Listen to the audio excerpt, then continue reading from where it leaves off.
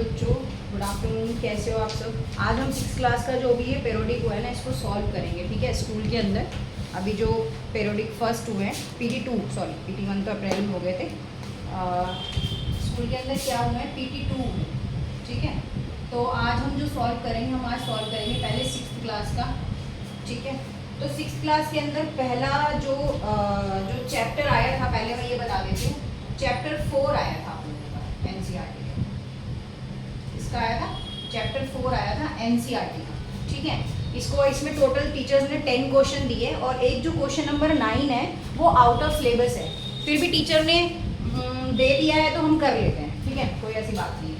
पहला जो क्वेश्चन है, ये क्वेश्चन पेपर जो है ना, मैं इसको स्क्रीन पे शेयर कर दूंगी, अदरवाइज मैं यहाँ क्वेश्चन लिख भी देती हूँ। पहला क्वेश्चन कौन सा है, how many lines can be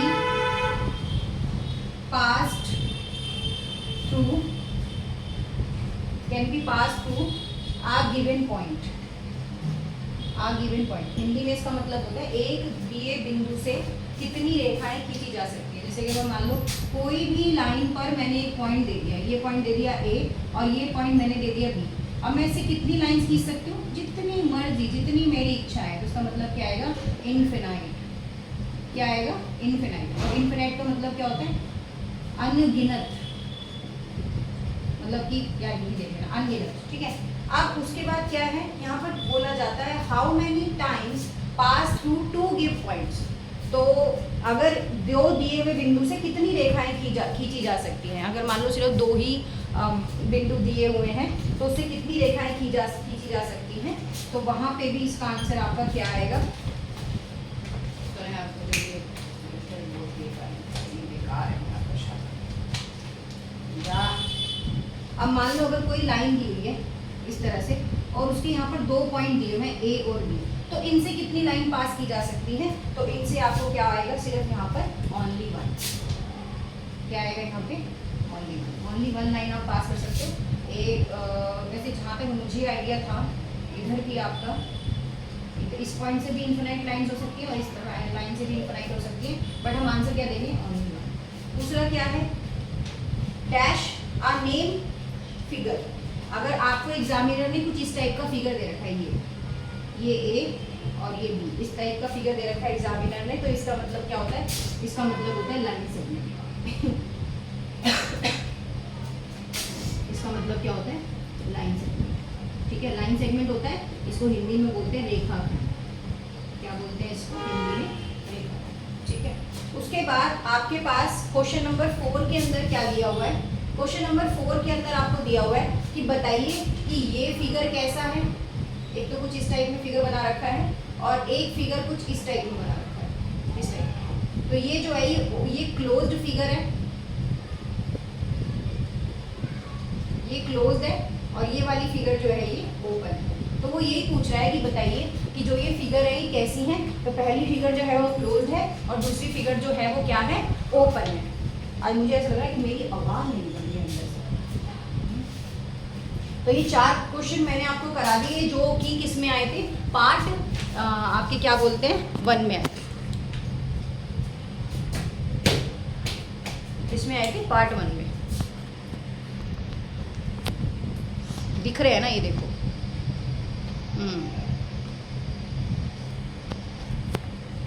किस में आए थे, पार्ट 1 में। इसके बाद ये पार्ट A जो है 6th क्लास का वो सॉल्व हो गया। जो बच्चे हमारे यहाँ ऑफलाइन पढ़ते हैं वो चिंता ना करें, उनको ऑफलाइन में क्लास में समझा दिया जाएगा। अगर उनको ये YouTube पे नहीं समझ आ रहा है कि क्या है। नेक्स्ट जो हमारे पास है वो क्या है, वो है यहाँ पर पार्ट B। पार्ट बी के अंदर क्या है, draw any polygon and shade interior. कोई भी पॉलीगन बना लो। अब मैंने क्लास में बता रखा है कि पॉलीगन्स क्या होते हैं, पॉलीगन्स होते हैं जिसके पास साइड्स होती हैं। जैसे कि आपके पास क्या हो गया, ट्रायंगल। सेकंड पॉलीगन में 4 से शुरू करते हैं, 3 को छोड़ देते हैं। Rectangle, pentagon 5 sides, hexagon 6 side, septagon 7 side, octagon 8, नोगन 9 side और डेकागन में 10 साइड्स होती हैं। इस तरह से हम कोई भी मैं पॉलीगन ले लेती हूँ। मैं यहाँ पर कौन सा ले लेती हूँ, मैं यहाँ पर लेती हूँ रेक्टेंगल। और इसको क्या करना है, अंदर से उसको उसने बोला है कि इसको इंटीरियर क्या कर दो, शेड कर दो। तो ये पहला पार्ट हो गया। बी वाले के अंदर क्या पूछ रहा है, उसने एक पैरेललोग्राम बना रखा है यहाँ पर इस तरीके से, क्या नाम दिया हुआ है, ए बी सी डी। क्या दिया हुआ है, ए बी सी डी। पहला पूछ रहा है 2 पेयर ऑफ अपोजिट साइड्स। तो सबसे पहले अपोजिट साइड्स निकालनी है। अपोजिट साइड्स को हिंदी में बोलते हैं सम्मुख भुजा। क्या बोलते हैं, सम्मुख भुजाएं। तो सम्मुख भुजाएं क्या होती हैं, जैसे कि इसमें ए बी जो हो गया वो बराबर किसके है, सी डी के। ए बी जो है वो बराबर सी डी के है, और बी सी जो है वो बराबर किसके है, डी ए के या ए डी के, कोई दिक्कत नहीं, आप डी ए लिखें, डी ए। ठीक है। इसका सेकंड क्या है, tell pair of opposite angles. तो अपोजिट एंगल बताने हैं आपको, यहाँ पर क्या बताने हैं, अपोजिट एंगल्स। इसको बोलते हैं सम्मुख कोण। क्या बोलते हैं इसको, सम्मुख कोण। तो ए किसके बराबर होगा, सी के। ए बराबर सी, एंगल का साइन लगा देना, और बी बराबर डी। एंगल बी बराबर किसके होगा, एंगल डी के। नेक्स्ट क्वेश्चन जो है हमारे पास क्या है यहाँ पर, अगर हम नेक्स्ट क्वेश्चन की बात करें तो हमारे पास जो नेक्स्ट क्वेश्चन है वो है हमें यहाँ पर क्या दिया हुआ, देखो एक फिगर बनाया हुआ इस तरीके से। इसी का क्वेश्चन नंबर 7 है, ये क्वेश्चन नंबर 6 था। शेडेड वाला जो था क्वेश्चन नंबर 5 था, ये जो है क्वेश्चन नंबर 6 है। ठीक है। अब इसी का क्वेश्चन नंबर 7 क्या कहता है, क्वेश्चन नंबर 7 बोलता है 3 रेज एंड ऑल पॉइंट्स। ये फिगर है।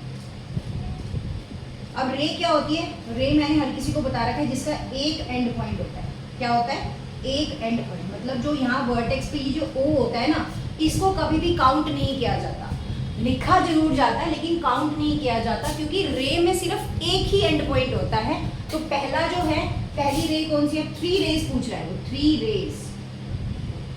3 रेज इसका मतलब किरण, किरण है, या शाहरुख खान वाली किरण नहीं है यार। ओ बी, दूसरा कौन सा है, ओ सी, तीसरा कौन सा है, ओ ए।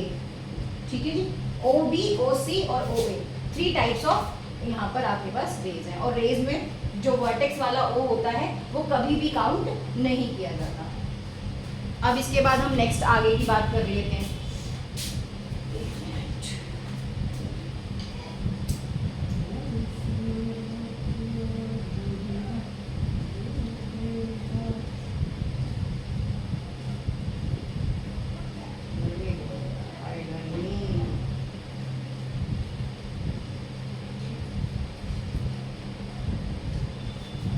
अब इससे अगर हम नेक्स्ट की बात करें आगे की, तो हमारे पास एक यहाँ पर एक डायग्राम और आता है।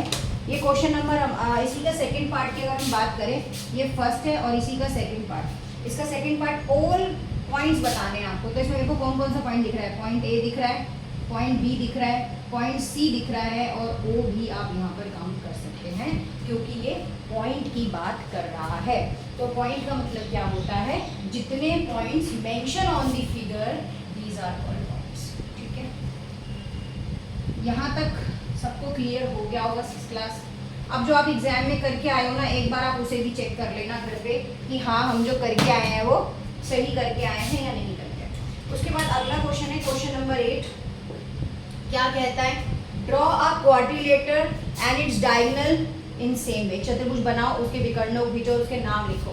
तो चतुर्भुज, चलो ये हो गया चतुर्भुज। चतुर्भुज को क्या बोलते हैं, पैरेललोग्राम बोल सकते हैं, क्वाड्रिलेटर बोल सकते हैं। कब पैरेललोग्राम क्वाड्रिलेटर हो जाता है, कब पैरेललोग्राम रोम्बस हो जाता है, उसके लिए अलग अलग चीज़ें हैं, मतलब वो अलग अलग कंडीशन है, वो नेक्स्ट क्लास में सीखेंगे। इसका नाम दे देते हैं A B C D quadrilateral. अब ये जो मैंने ए को सी से मिलाया है, ये क्या है, इसका डायगोनल है, इसको विकर्ण बोलते हैं हिंदी में। और जिसको मैंने डी और बी को मिलाया है, इसको भी क्या बोलते हैं, डायगोनल बोलते हैं। तो वो यही पूछ रहा है कि draw a quadrilateral and its diagonal and name it. ठीक है, तो क्वाड्रिलेटर का नाम क्या है, A B C D is a quadrilateral. ठीक है, ए बी सी डी एक चतुर्भुज है। ठीक है, अब इसके अंदर आपने क्या बताने हैं, डायगोनल्स बताने हैं। तो डायगोनल्स क्या है, एक है ए सी एंड दूसरा है बी डी, विकर्ण। विकर्ण क्या होते हैं? AC और BD। ठीक है जी। नेक्स्ट आपके पास क्या है यहाँ पर? क्वेश्चन नंबर 9 है। क्वेश्चन नंबर 9 क्या बोलता है? उन्होंने एक सर्कल बनाया हुआ है इस टाइप,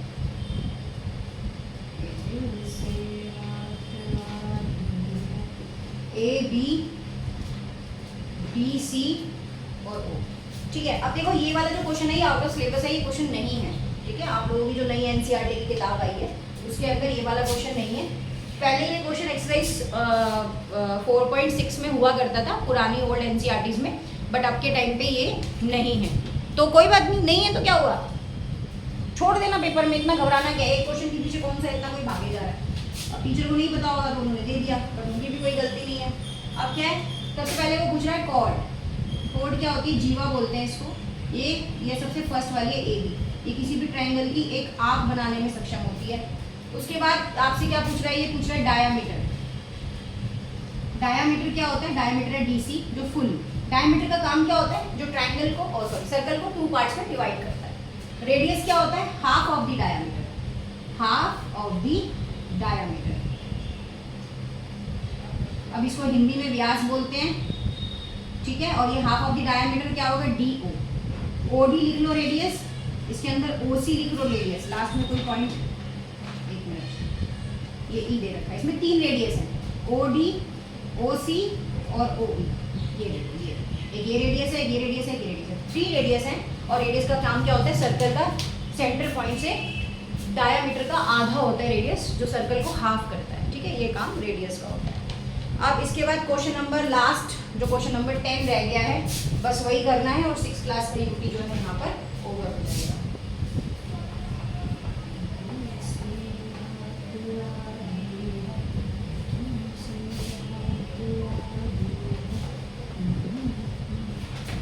क्वेश्चन नंबर 10 की अगर यहाँ पर बात करें, ठीक है जी, तो यहाँ पर क्या है? ये E है, यहाँ पर क्या है? B है, यहाँ पर O है, यहाँ D है और यहाँ पर पॉइंट A मार्क किया। इस तरह से फिगर है। एक्सरसाइज 4.3 का क्वेश्चन है ये। भले ही टीचर ने इसके नाम चेंज कर दिए हैं, बट एक्सरसाइज 4.3 में ये क्वेश्चन अलग से मतलब पॉइंट जो है वो डिफरेंट है और यहाँ पर पॉइंट अलग है। पहले कह रहा है राइट द पॉइंट। सबसे पहले क्या बताने? पॉइंट्स बताने। तो पॉइंट्स कौन कौन से हैं? D है, A है, B है, E है, O है। बच्चे पूछते हैं मैम क्या पॉइंट अल्फाबेटिकली लिखे या जैसे समझ आ रहे वैसे लिखे? बेटा जैसे समझ आ रहे हैं वैसे लिख दो, कोई इशू नहीं है। अगर अल्फाबेटिकली नहीं हो रहे तो कोई इतना बड़ा इशू नहीं है। Write the race. दूसरे में क्या बतानी है? रेस। तो रेस मैंने आपको बता रखी है कौन कौन सी है। OE, नेक्स्ट OD, क्योंकि रे का एक एंड पॉइंट होता है, और OB। ठीक है जी, 3 रेस आ गई। उसके बाद राइट द लाइन सेगमेंट। तो लाइन सेगमेंट जो आपका बनेगा वो सिर्फ आपका बनेगा BE।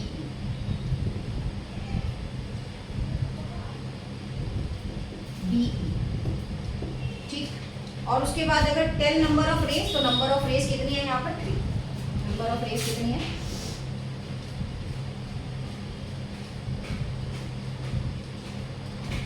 तो ये जो है 6 क्लास का पेपर जो है ये पूरा सॉल्व करवा दिया है यहाँ पे। ये अपलोड भी हो जाएगा एज इट इज, इसी का फोटो खींच के डालूंगी जो स्कूल में दिया गया है, और यहाँ पर पूरा सॉल्व करवाया गया। मुश्किल से मेरे को लग रहा है 15-20 मिनट लगे होंगे। इसको आपने घर पे प्रैक्टिस करके देखना है, क्योंकि देखो ये दोबारा चैप्टर्स तो नहीं पूछे जाएंगे कि आप सोचो कि नहीं मैम इसको हमें फाइनल में पूछा जाएगा। नहीं, फाइनल में नहीं पूछा जाएगा, लेकिन मिड टर्म में आपसे पूछ सकते हैं। तो इसलिए आप इसको अच्छे से प्रैक्टिस करना। इसके बाद भी अगर किसी को कुछ समझ ना आए तो वो मुझे कमेंट बॉक्स में मैसेज कर सकता है कि मैम ये वाला क्वेश्चन आप दोबारा एक्सप्लेन कर दो। बाकायदा उस बच्चे के लिए अलग से एक वीडियो बना के या शॉर्ट बना के यहाँ पर सॉल्व करवा दिया जाएगा। ठीक है, थैंक यू। ऐसी हमारी वीडियो, हमारे चैनल को प्रमोट कीजिए ताकि हम बच्चों की हेल्प करें और ज़्यादा से ज़्यादा वीडियोस लेके आएँ। Thank you so much. 0 से जर्नी शुरू हुई थी और आज 96 फॉलोवर्स हैं।